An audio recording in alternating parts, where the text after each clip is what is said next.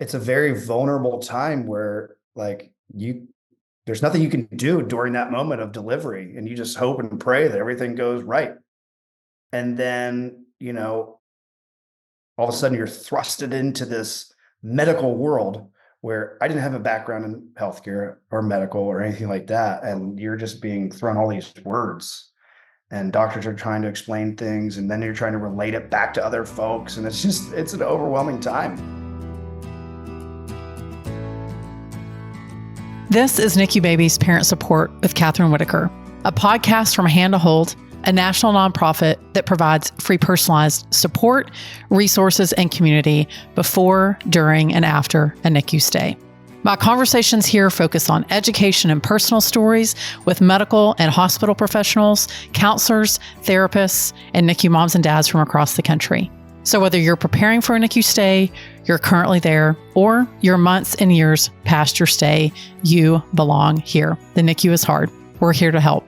I'm your host, Kathryn Whitaker, the mom of 6 children, including my very own NICU baby, and I'm so grateful that you're here. Howdy, everybody. Welcome back to the podcast. We have been talking about tending the heart, the body, and the home, and today's guest is actually going to focus on 2 of those, tending the home and tending the heart. So he's a NICU dad, but he's also a NICU dad who, like many dads, is a fixer. And he looked around in the NICU and thought, there has to be a better way to collect all this information that we're gathering. Specialists, procedures, medications. And y'all all know that whenever you leave the NICU, you're going to have follow-up with someone. And some of us have follow-up with a lot of people, a lot of someones.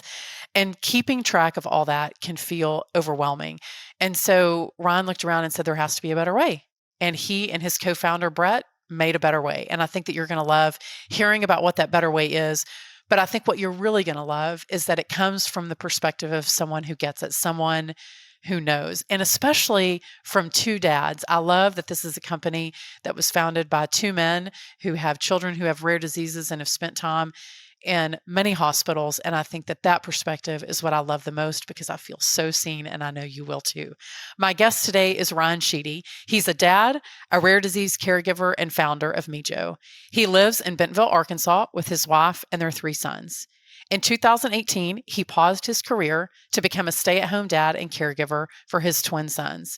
One of his sons has an ultra-rare genetic disorder called Costello syndrome. He's experienced many situations in the healthcare arena. He's managed countless specialists, coordinated surgeries, administered hourly medications, looked for answers, and has heard, tell me if you've heard this, tell me about what's going on with your son, too many times to count. He started the concept of Mejo via a PowerPoint while sitting in the neonatal intensive care unit for 103 days. Over the years, he's spoken with many caregivers, and they all identify a need for a single tool to help them organize their little one's journey in a visual way, and thus Mejo was born. So with that, let's have an amazing conversation. I'm always excited to have a dad on the podcast. That doesn't happen every week. So Ryan, thanks for being here. Thank you, Kathryn. I'm really excited to be here and share a little bit about our story. Well, I think maybe let's start there. Like, what was your introduction, I should say, to pediatric healthcare?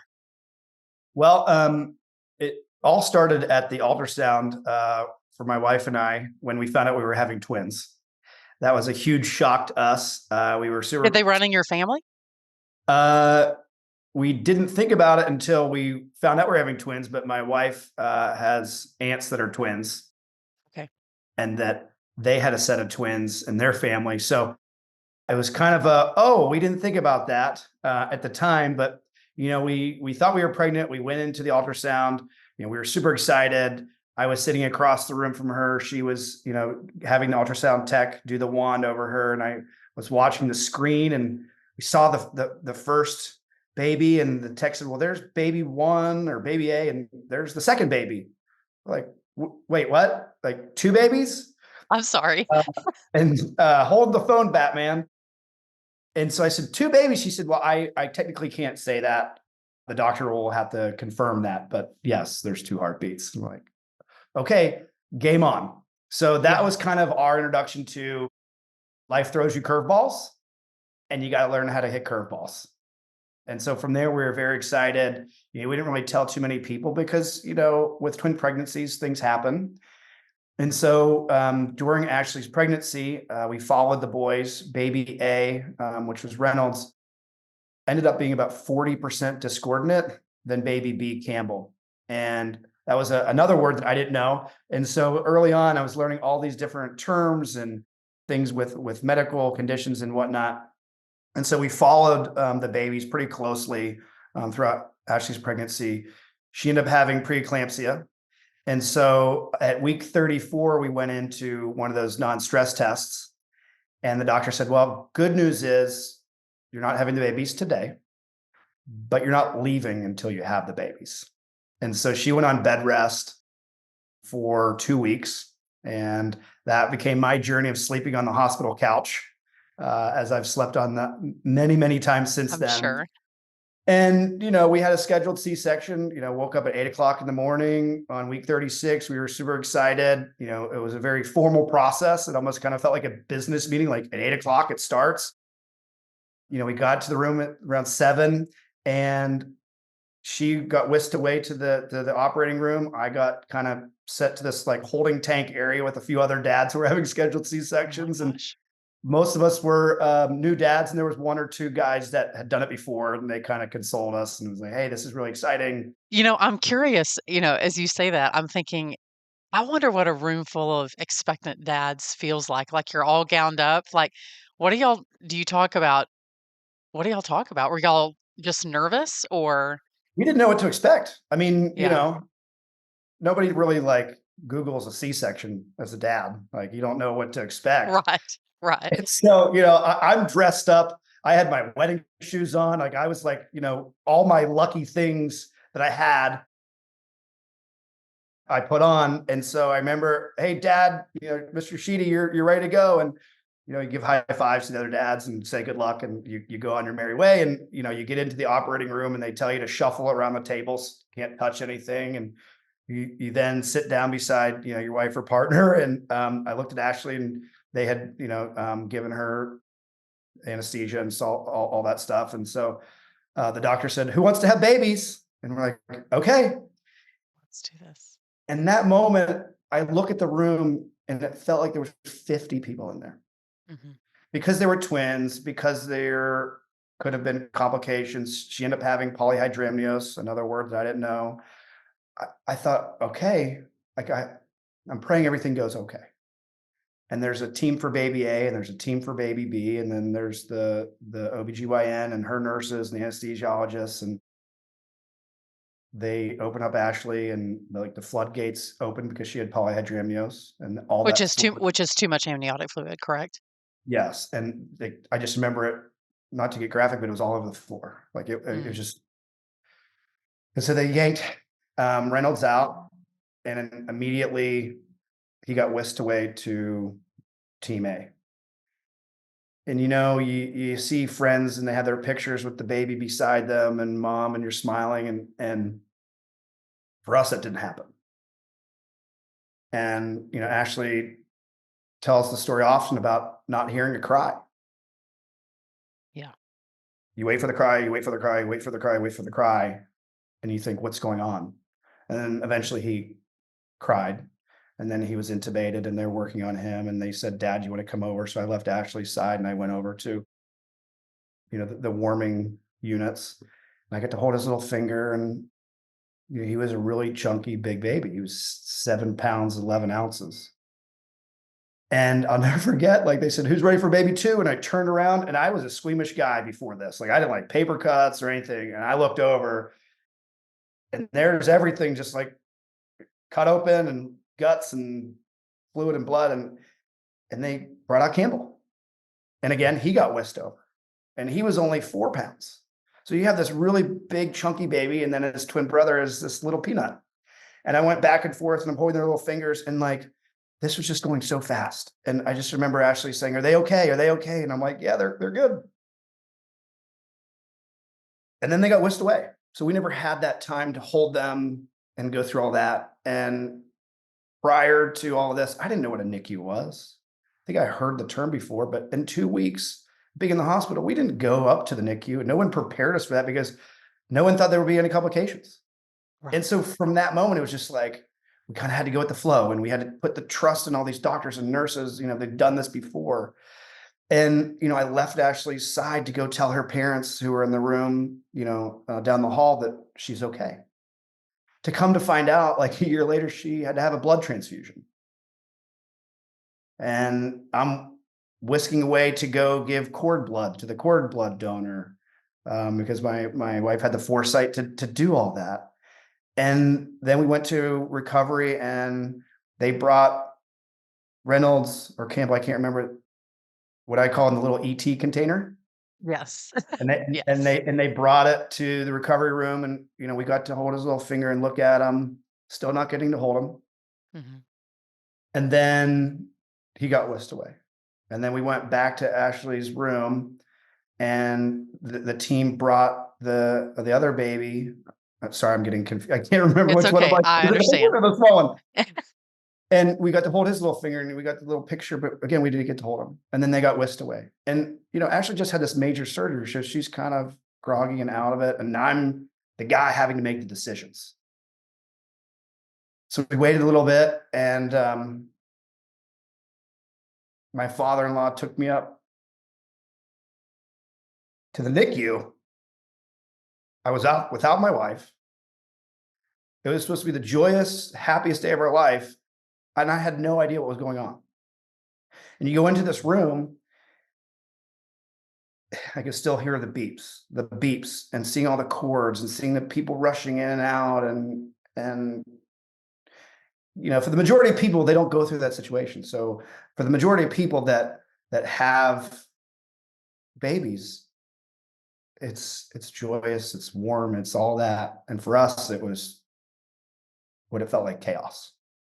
But to the NICU team, like, they have done this hundreds, thousands of times. And so I just, remember going up there with my father-in-law, and, we're kind of looking at these babies like they're like little, just little creatures.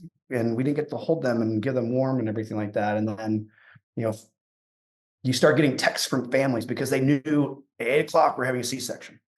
And then it was like 1 o'clock and no one's heard anything. And so, I'm getting texts and calls, everything okay? You don't really know all the full situation.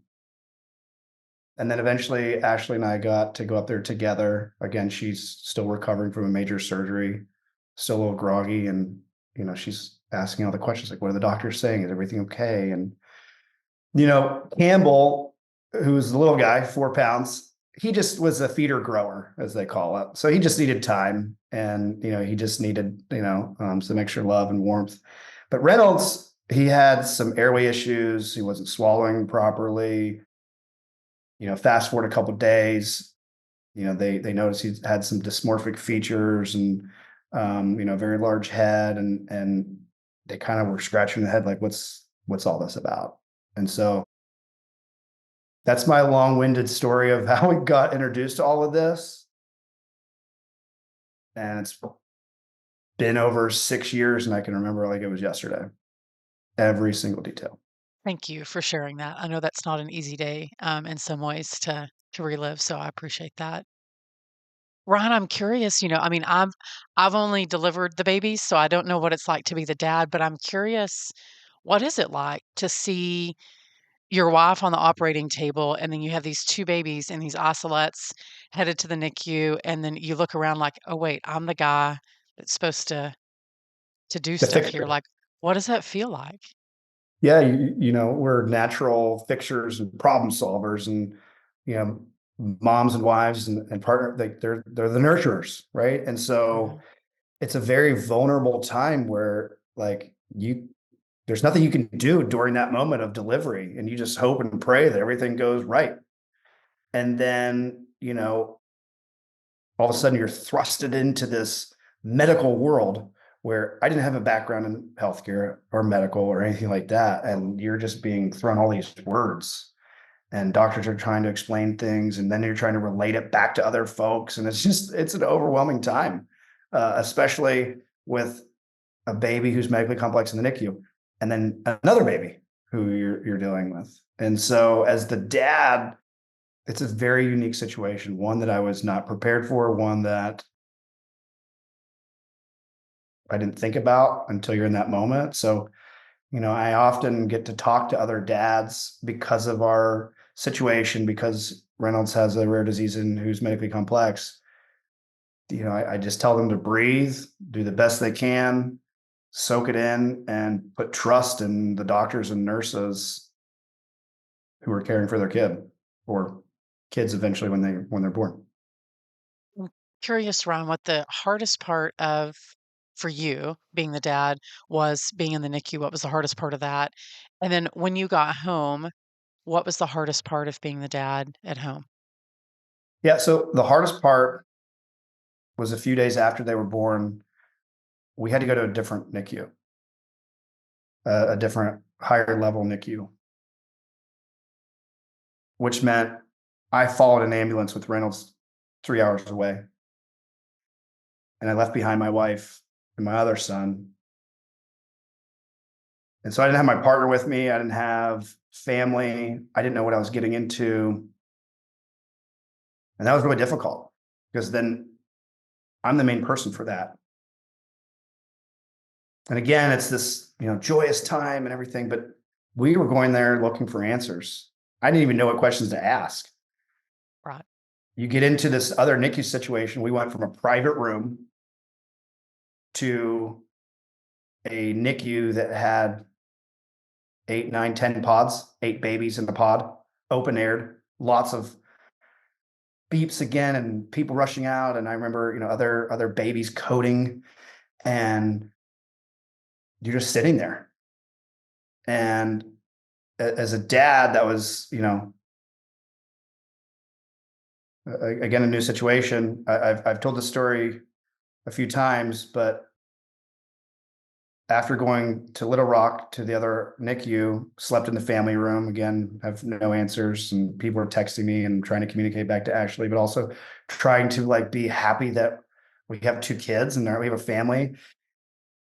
And we got up that morning and I sat at the crib, and this gentleman came over to me and introduced himself. And he said, I was asking about you because I just saw that you were here by yourself. And I was wondering if you were in the same situation as me. Mhm. And I said, okay, not sure what that means. And he said, well, I lost my wife and his life in delivery. And that hit me very hard. And that brought a lot of perspective to the situation, that life is precious. Things can happen in an instant. And here I am feeling kind of sad and sorry for myself because I'm going through this hard situation and it wasn't perfect. To looking across to the next crib, and there's this guy who just lost his entire world, but also gained a son.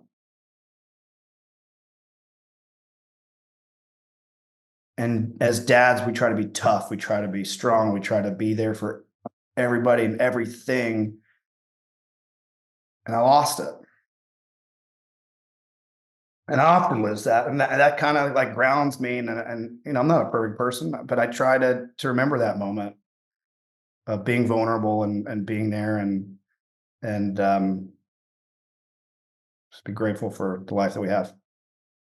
I mean, do you think, Ron, that experience maybe, I know that being in the NICU and having, I think we all have stories like that that sort of give us a dose of perspective. It reorients not just your heart, but shifts your perspective, I think, in a way, at least for me, that I remember looking around thinking, one, there have to be other people that feel the same way that I do. And I have to latch on to some of these people or I'm going to drown. Like I felt like I needed to reach out and find some lifelines. Did you find yourself reaching out to other dads? Like Yeah. how did your relationship change, with your wife? I'm just curious where you found stability. So it's interesting. We were there across both NICUs 103 days, which is a long time. That's a decent stretch. Yeah. You meet some people who have been there for way longer, Mhm. which is crazy. But as a family who've been there 103 days, you kind of like the veterans.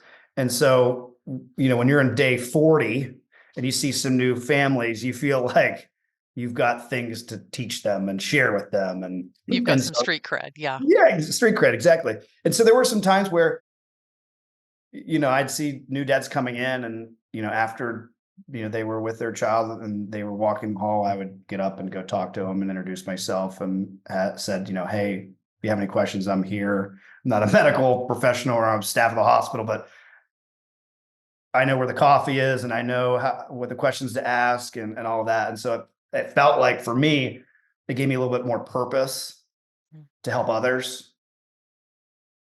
It also took my mind off certain things, which was great. And then you'd ask the question about what was life like when you got home. Scary, like we got sent home with a G tube with a list of conditions that he had been diagnosed with, and still not an answer to what the underlying issue was. So we came home, we tried to be, I don't like to use this word a lot, but normal in our situation. And, again, we thought we were going to deliver the babies. A couple weeks later, we go back to work and life would go on the way we had planned.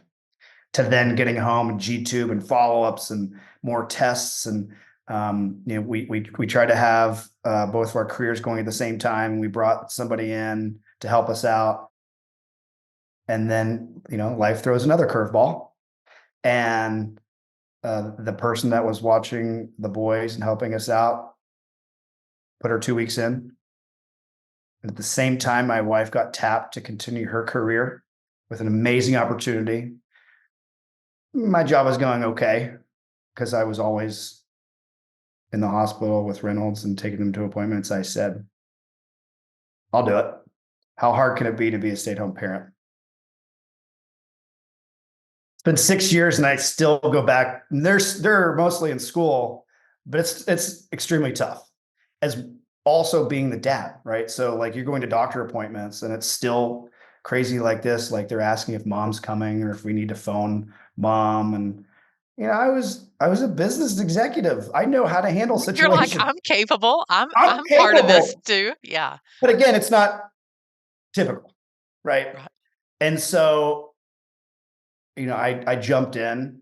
It was a different job. It's rewarding in different ways. Again, most men are not natural nurturers. We're fixers, and so like I kind of ran it like a little boot camp as they go older. But that was a very vulnerable time in my life. I had buddies and friends who, were continuing their careers and doing all the things. And I was at home changing diapers and doing G-tube feeds and taking them to doctors and being the only dad at story time and those type of things. So again, situational, complete role reversal for Ashley and I, but we've made it work. It's been great. It's also been really tough and sad and, it's like duck on water. Most people see the smooth and we're underneath Right. paddling away. And that was the journey from day one of being home with G-tube to Reynolds at about 18 months getting a diagnosis with an ultra rare disease called Costello syndrome.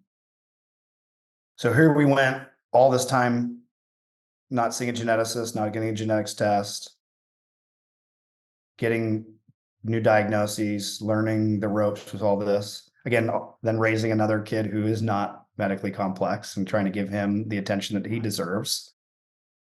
To then getting that diagnosis. And when you get a rare disease diagnosis, it's amazing, but comes with more work because you now have the ticket to say, okay, these are the things we need to go do. So we got the Costello diagnosis. It's 1 in 300,000 births, so ultra rare.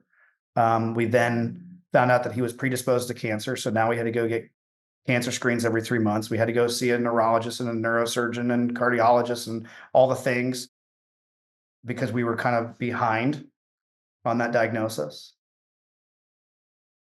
And when we got that diagnosis at 18 months, I'm like, why didn't this happen earlier? And I will never forget, I was on a phone call with a bunch of moms. It's usually me and a bunch of moms. They're always looking for a dad perspective. And I was complaining about it taking 18 months to get diagnosis. And this one mom chimed in. She said, it took us 20 plus years. Here's perspective again. And so fast forward, the same, and I'm still connected with her today. The same primary NICU nurse that took care of Reynolds was taking care of another little baby who was very similar to Reynolds. And she identified that and mentioned to the doctor that she took care of a little kid with very similar conditions and symptoms and events. And that little girl got diagnosed even earlier. Wow. So again, here's this, everybody's a pioneer in their own journey, and we all kind of help each other. Yeah. And, those NICU nurses, they are unlike anything you can compare to. I mean, they're nurturing, they're comforting, they're the ones that are the lifeline to the parent and the doctor, and they hold a special place in my heart. I think I would echo that almost all of us feel the same. This podcast is produced by Hand to Hold, a national nonprofit, but we're more than simply a podcast. Be sure to download our app in the Apple Store or on Google Play, or you can visit our website to discover all the ways that we can support you as a NICU parent at handtohold.org. You can join one of our support groups, sign up for counseling, find loss and bereavement support, request a peer mentor, or check out our educational resources and family stories. And all of that is at no cost to you. You mentioned that we all sort of help each other. I'm looking at so if you're watching us on YouTube, you can see you've got a fancy vest on that says Mejo. So speaking of helping people, why don't you tell us how that came about? Yeah, so it really started with this idea in the NICU because I was having to remember all this information. I was trying to have to organize it. I then was having to try to communicate this back to my wife, to then when we get discharged, I had to relay that back to new doctors and so forth. And coming from the business world, I was like, why is there not a platform or tool that allows parents to do just that? And so, like most parents, I did what I needed to do to survive, and I created a one pager that put all of Reynolds' diagnoses and his medications and his team members on it. And it was a little PowerPoint slide, and I would pass it out to different doctors because I was tired of being asked the same question. You get like a broken record. And then, God forbid, you forget a piece of information that they need.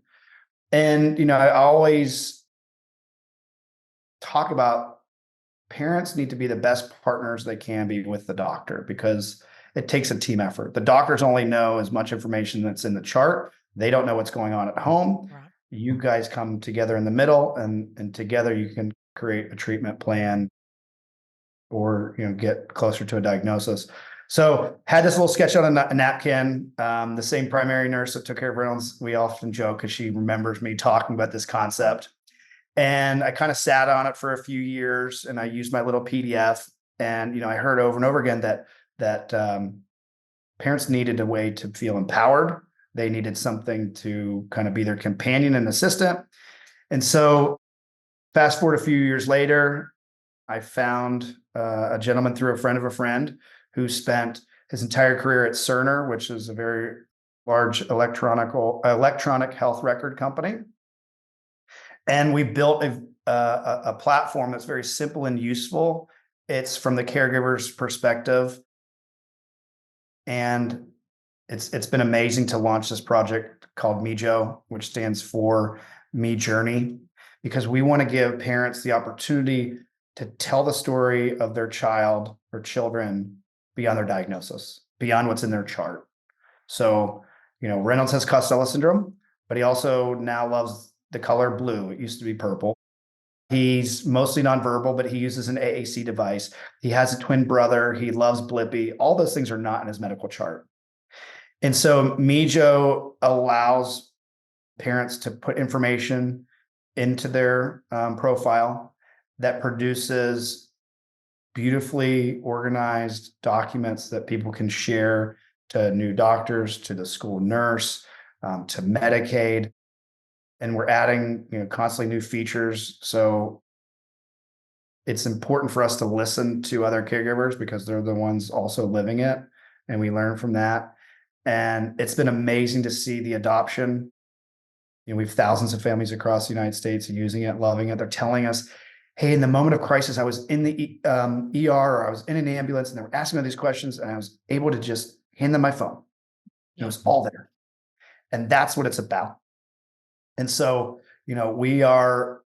we like to consider ourselves a revolutionary AI enabled caregiving assistant. And we're adding, again, more features and functionality to take things off caregivers' plate and give them time back in their day. So as caregivers, we spend so much time, I have stacks of papers, forms, and all the things I need to fill out. And now I have most of it ready to go. Yeah. And that's what Mejo allows parents and caregivers to do. And we're really excited to, meet more families where they are and find more partnerships and work with other organizations across the country and eventually across the world. Well, I can tell you, I love it. Opened our account not too long ago. And as I was going through, I mean, yes, it does save my hand because I'm not having to fill out the same forms over and over again. But I'll say personally, Ryan, it's comforting to know that I don't have to relive because every time you meet a new specialist, you have to start over and you have to relive it. And so you have to relive your hardest days over and over and over again. So to be able to hand that to the specialist or the PA or whoever it is and to say, like, here's the story, and then for them to ask some clarifying questions, but I don't have to relive every hard moment every single doctor visit. So from a functional perspective, yes, it's organized and it helps me put everything. And so I know that I can give that to our son when he turns 18 and he's going to have all the things that he needs, but we don't have to relive our trauma either. So I think that it's such a gift to parents and caregivers. I love how you frame that up because we've heard that from a lot of moms, some dads, but mostly moms that are using the platform, that it's functional, but it also has that emotional tie. So thank you for recognizing that. No, we have some super user moms that I'm really close with, and they keep me up to speed on what they're working on and how they're using it. And this one mom, her son got to go to camp without a nurse or a caregiver or her for the first time in his Wow. life. And he's a very rare, complex kid on paper, but he's the coolest kid ever. She sent me a picture of his little camp to go bag and it had his Mejo printout in there. And she felt a peace of mind knowing that if anything happened, they had all the information. And then the next day she's like, hey, I left the bag at home, but we have a feature that you can send securely that information through a text or email. And so she sent it to the camp counselor and again, felt peace of mind. And I thought, my gosh, how amazing for that little boy. He got to be a kid. He got to go to this thing without somebody watching over him or caring for him. And then it wasn't until like a few months later, I had this like aha moment, like she got a week off. Not only did her son get to go to camp, but she got that time to do whatever she wanted to do. Take a nap, sit in her car, go get a cup of coffee, do something. And so that's the functional and emotional piece of what we're building. And that's the most important thing that Brett, my co-founder, Brett Konkak, also a rare disease dad. He has two kids that have been impacted by rare disease. Talk about every single day. Like apps are apps and apps are things and their features and functions. But how's that emotionally making people feel is critical to what we're building. Yeah. And that's what people does every day to go do more and help more people. No, I think it's fabulous. And I was thinking, where was this 14 years ago when our NICU baby was born? But it's here now, and probably it's something that he's going to take with him forever. But I know that I have one place. I think that's the reassuring part that I have one place that I can put it all. What are some things that you guys are dreaming about for what the functionality and how you can grow that and what you can offer to caregivers? Yeah. So today we have the journal and ways to share the journal. We've added functionality where people can save documents. So they can save their genetics report, they can save their insurance card, they can save other information. We're working with other advocacy groups to build branded experiences for specific disease states, for specific conditions, so they can upload their documents. We've added some tracking capabilities where people can track medications and seizures and when they last changed their G tube and so forth. But then also like using technology to go serve up answers to people when they're looking for answers and not having to go to the internet. So how do we use technology to do that? Which ultimately like allows people to save more time. And then how do we connect to other things? So as parents, there are so many resources, so many things that I don't know about that I stumble upon in a parking lot of a therapy clinic because some mom's like, hey, that company that supplies the free diapers, blah, blah, blah, blah. And you're like, what? I'm sorry, what? Free diapers? Free diapers?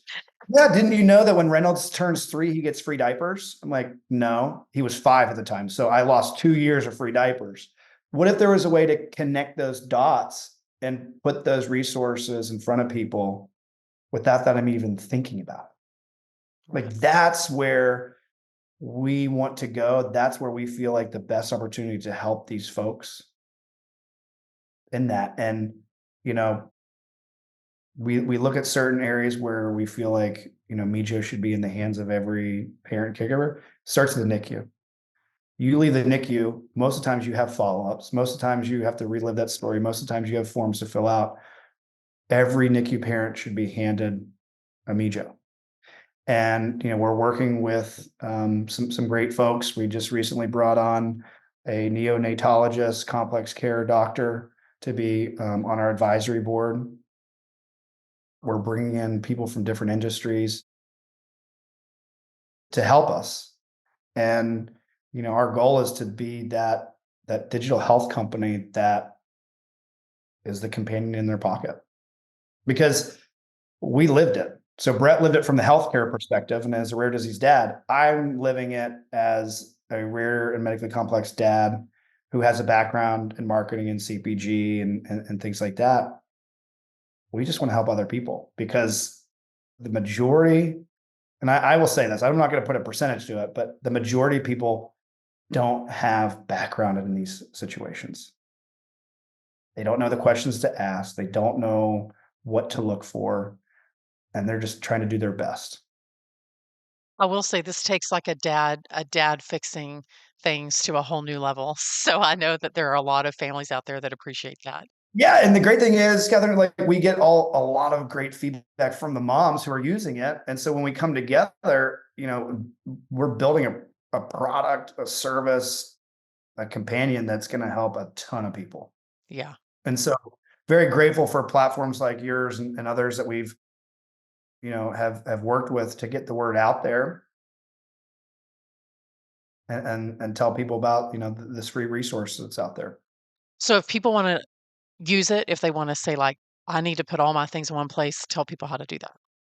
Yep. So we are a web-based app, so there's nothing to download. It's accessible across any device. The website is www.mymejo.com, and you can sign up. Takes 60 to 90 seconds to sign up, whether or not you want to upload a picture. But we were intentionally on making the sign up process super easy because a mom's going to be in the doctor's office. She's got a kid on her lap. It's a few short questions and she's ready to go. And then she can add and edit as she pleases. And she's really in control. And so we give these families the opportunity to tell stories, give them sections with notes to talk about, hey, not only does my son or daughter take this medication, but they don't like pills. So you got to crush it up and put it into applesauce. That's not in the electronic medical record.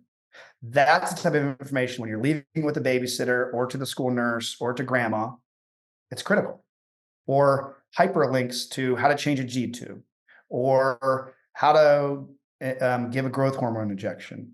You also, again, time is the most valuable resource to a caregiver. You can dial from the app. You can email from the app. For Reynolds, he has 40 or 50 people on his overall care team. Doctors, nurses, Medicaid, school nurses. If I didn't have Mejo, all those numbers would be floating around my phone. Now, both my wife and I have a place to go and have all that information right there. And then we built another feature where we heard from a lot of families that, hey, I only need to send the medication list to the school nurse. I don't want to send all the other things. So now you can custom build what you're going to send for that, what we call moments of care. I love that. It just keeps getting better. Ryan, if there's a dad listening to this and maybe he's like you, maybe he's finding himself unexpectedly in the neonatal intensive care unit, what would your advice be to him as he finds himself there and maybe feels a little bit alone? Breathe, take it in, take those pictures. Sometimes they're not the prettiest of moments, but I cherish looking back at them because we were fortunate. We have come so far from that. And it allows me to go back to do that. And so I encourage other dads to take that picture, hold their spouse's hand, ask a lot of questions. There are no dumb questions. If you hit a roadblock and you're not jiving with a doctor, go get a different one. Don't be scared. Ask for that second opinion. Ask them for 5 more minutes. Ask them to write on a piece of paper. I used to have doctors draw things out for me because in our situation, I had to be the one that relayed that information back to Ashley. And so I want to make sure I got it right. I'll never forget Reynolds was diagnosed with tachycardia, SVT. And it's like the telephone game. Like I think I told Ashley he had TVS, So write those things down, ask the questions, adapt to the situation. And, I know there's a lot of dads out there, but if they want help, I'm always available. I'm, on Facebook, on Instagram. I love to connect with other dads because I feel like we've been very blessed and I've been grateful for all the things that when people have helped us. It's time to help others. So that was just one thing. That was a bunch of things, but No, it was it's good. a complex situation. Well, I love good advice, whether it's one thing or a lot of things, and those lot of things were very good. Well, we'll definitely link to all that in the show notes. I know that you gave people a lot of good resources, but Ryan, thank you for the good work that you're doing, and thank you for such an exceptional resource for NICU parents.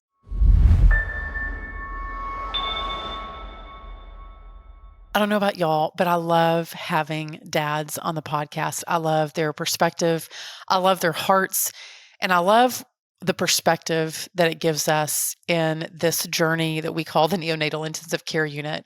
As Ryan and I were visiting, I found myself wanting to ask him, first of all, I'll say this. I found myself wanting to ask him way more questions than I did. I know that I could have talked to him for a long time. I really enjoyed hearing about his journey, but also how his journey changed him and their family.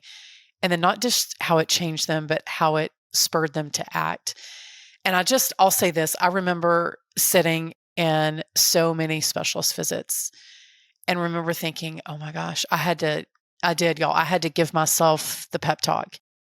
Okay, Kathryn, let's do it with energy. And let's tell the story again. Let's start from the beginning and go through Luke's medical history. And it was exhausting. And I would get home and I would realize not only was I exhausted because maybe we had a new treatment or a new specialist, but that I had to relive our hardest day and the subsequent days that followed at every specialist visit. And the thing that I love is recently I set up a Mejo account because I was so intrigued by it. And providentially, not too long after that, our son had to have a surgery, and then we had a new specialist added to the docket. And I took my journal and I gave it to the doctor, and I looked at him and I said, I don't have it in me to retell the story, but would you please read his chart and read this? And it was such a relief to go to a new specialist and not have to relive in detail the hardest days. Yes, they ask clarifying questions, so it's not as if I completely escaped that, but the pure exhaustion of not having to relive it over and over again, but also the fact that there's little snippets in there about what Luke loves and what he's drawn to that the doctor got to read was a huge lift of worry and anxiety off my shoulders. So thank you, Ryan, and to Brett for creating such an amazing resource, and especially for being such good advocates for NICU dads. We need more of y'all. So don't go anywhere. Make sure that you're listening to all the podcasts. We definitely linked to so many great resources in the show notes. So for sure, check all those out. If you love today's podcast episode, please rate us over on Apple Podcasts or over on Spotify or wherever it is that you listen to podcasts. You can also watch us over on YouTube, but don't go anywhere because next time we're going to be chatting about this. There was even some humiliation and vulnerability. And it was like, I had been like, I'm surrounded by nurses and I'm invisible. They can't help me.